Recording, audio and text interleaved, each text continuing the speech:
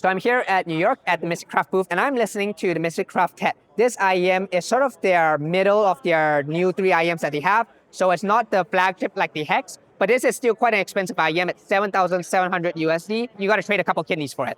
Now this IEM is very, very good in my opinion.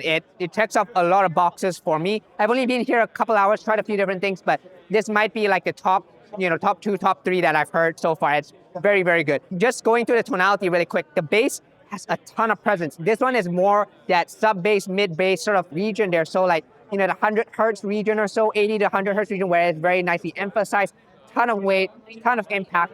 To me, I think it does roll off just a little bit in the sub-bass, just a little bit, but it's not really a big deal. It's really that mid-bass, sub-bass presence and energy that dominates, and it's very, very strong there. So I quite like that. In the mid-range, especially for vocals, it brings the vocalists a little bit forward, more around that 1 kilohertz region. So it makes it sound like the vocalists are singing a bit closer to the mic rather than a bit further away, kind of like you get a bit of that proximity effect. You feel a little more intimate with the vocalists. Now in the treble, I really like the treble of this IEM. It's sharp, it's tactile, it's meaningful, and it's not too peaky, not too sparkly. A really nice, very reasonable amount of air on this IEM. It doesn't sound exaggerated for me.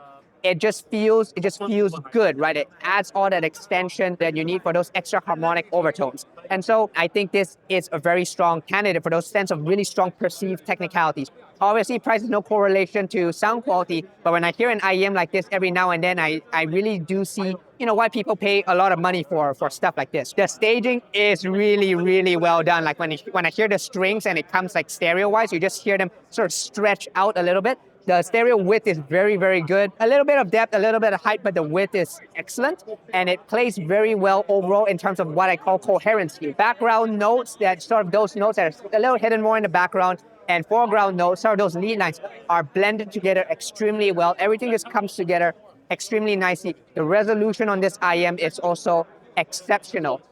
It just, like all the notes, all the nuance, it doesn't feel out of place. It doesn't feel like it's being forced at you. But if you want to listen for an instrument, it's right there. Is this better than the Storm? That's I think the big question everybody's asking. I don't know. I'd have to have the Storm to listen to, but the Storm is a very different IEM. It's a much more reference neutral IEM. This one's what I call a fun IEM, and that's Crin over here. Say hi, Crin. So yeah, so that's the Mysticraft Tet. Great IEM. Very, very impressed.